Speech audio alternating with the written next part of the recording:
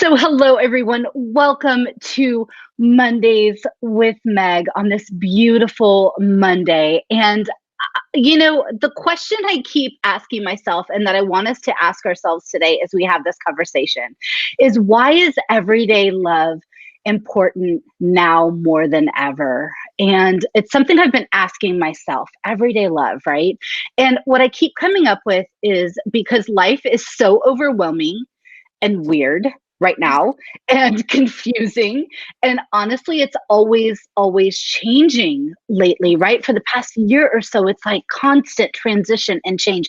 And it's hard. And we're all feeling so disconnected and not ourselves. And because of all of this, I asked my dear friend Nicole Ahr from the Love Letter Library to be my guest with me this morning. And we're going to be taking some time to unpack this idea of everyday love and chat about how to practically walk out everyday love in our lives with so many things pulling at us day in and day out. So I am so pleased to introduce you to Nicole, to tell you a little bit about her. She is a teacher that actually turned entrepreneur, and she started the Love Letter Library with the hope that it would even just help one person. And I got to tell you, I'm that one person. So I can imagine there are so many others out there. Y'all know how much I love me some love letters and just putting all of that out into the world. That's how I found Nicole several years ago. And I've been following her ever since. So when she decided to come out with this magazine, Everyday Love, you better believe I was all about it. And I was like, and you've got to talk to me on Mondays with Meg. So here we are. I've caught you all up to present. So Nicole, thank you so much for joining me this morning. Absolutely. I'm so excited to be here. I was like, when you asked if I would be on here, my first instinct was, oh no, it's on camera. I'm so nervous. I can't do it. And I can't even tell you how many times in my head I talked myself out of coming here. Oh.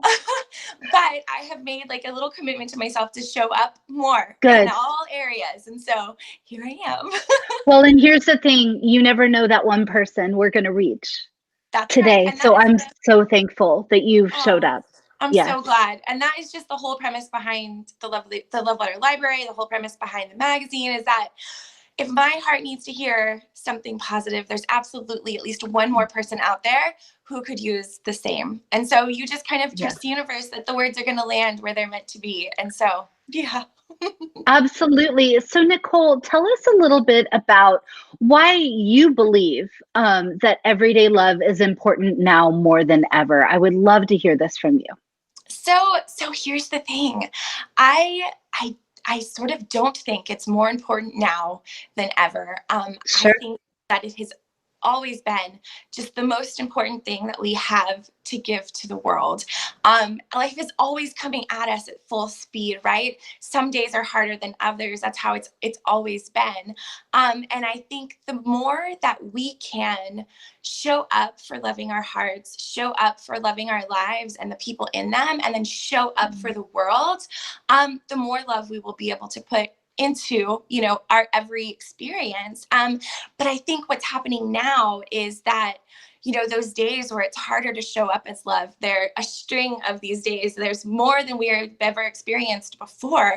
And so now I think the important thing is to really make creating love a habit, for it to be our fail-safe, for it to be the thing that we reach for, so that when those moments come up, and sadly we are experiencing them so often, but when they show up, it's the thing that we fall back on first, as opposed to anything else. So creating everyday love is about creating this habit in our lives of showing up as love in all areas. So that's why I think it's so important, is to just make it a habit. And honestly, Meg, that's why I created the Everyday Love magazine, because I want it to be used as a resource. I think sometimes when we think of magazines, we think of something that we look at and then put down, recycle in a month or something. Right. And this is very interactive, extremely, like you give very practical things and tools that makes it so we can literally walk this out. You guys, it's so cool. I can't wait to share. I'll share a little bit of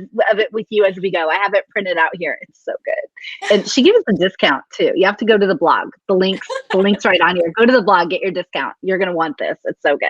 Yes, But the magazine is absolutely. just like one resource to help you create that habit in your life and to use it often and reach for it often each month.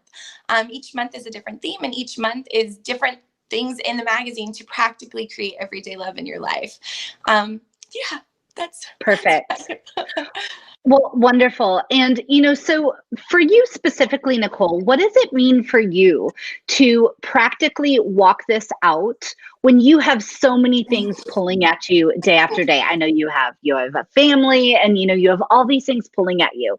What does this look like for you to walk out everyday love and day-to-day life? So we're all super busy. And I have to tell you, like, I fail. A lot of the times I Yeah. fail at my goal. But over the years of creating this, this company that is rooted in love and rooted in kindness, I have created some really easy things that you can do to just integrate it into your life so it feels effortless and seamless. And so I'm a firm believer in being what you want to see. So you show up as what you want to see in life. I think so often we look for others. Oh, that person could be more kind, or that person, they, cut in front of me in line or whatever.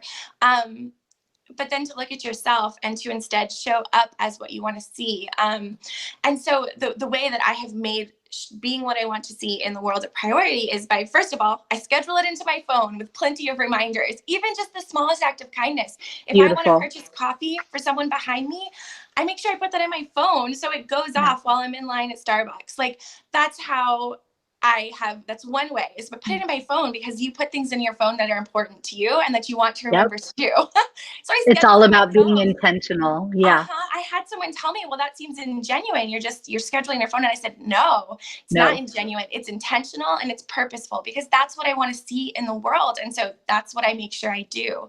And then the Beautiful. second thing is I hold myself accountable, and that sometimes I invite my friends to do it with me, because we all love to have something to look forward to, even if it's just a virtual text, like, hey, I am going to drop a love letter today. Drop one with me today, and let's take pictures and talk about it with each other, because it's fun to do things together, and together seems a little bit different right now. So ways that I've been able to include others is, well, first of all, through Instagram, but also with people in my life. I just text, I'm going to buy coffee for somebody today. You want to do it with me? Simple things like that. So having something to look forward to, being intentional, scheduling it into my phone. And then I also, just recently, this idea came to me. It's been about 3 months since I've started doing it, and it has been the best thing. So I created something called a kindness corner, and I keep it in my kitchen. It's like the area that we walk past every day to leave or to exit and come in our home. And so I have this like cute little basket set up, and I have I love it. snacks and tags that are in the printables that are in the Everyday Life magazine, my thank you cards, my love letters, ribbons, scissors, pens, everything I need to create a little bit of love or kindness in the world in my life. The other day I had an encounter with a neighbor, and she was so kind, and her little boy found my son's shoe for us. And so I took him a bag of Boom Chicka Pop popcorn with a thank you card. This 5-year-old little boy, my son and I walked down there and gave him the bag as a thank you. But it was so easy because I had everything printed out, everything ready Yeah. to go. All I had to You do guys, was look at these organize. tags. They're so cute, you guys. So So cute. those change every single month. There are different thank you cards every month. There's a different love letter stationery every month, because I want this to be useful in your daily life, and I want it to be fun. And yeah. Yeah, But absolutely. those are the practical ways that I've integrated this into my life. The number one being the phone, because it reminds me to do it. For sure. And I love this idea of putting something like a kindness corner very intentionally in a very high traffic area in your home. So not only are you going to see it all the time, but everyone around you is too. And Mhm. that's how you are going to keep showing up in this way over and over again. If it's not right in front of your face, And if there isn't a reminder coming up, yeah, chances are it's going to get pushing off. And that's not going to feel good, Right. especially if it is a focus for you. And that's as much self-care for you as it is for everyone else around you as well. Absolutely. So in this packet, one of the things that you talk about is the I am statement. In this magazine. Mhm. Tell me a little bit more about the power of the I am statement. So the I am statement is by far not my idea, but it is a Yeah. resource that I have used in my life over and over again.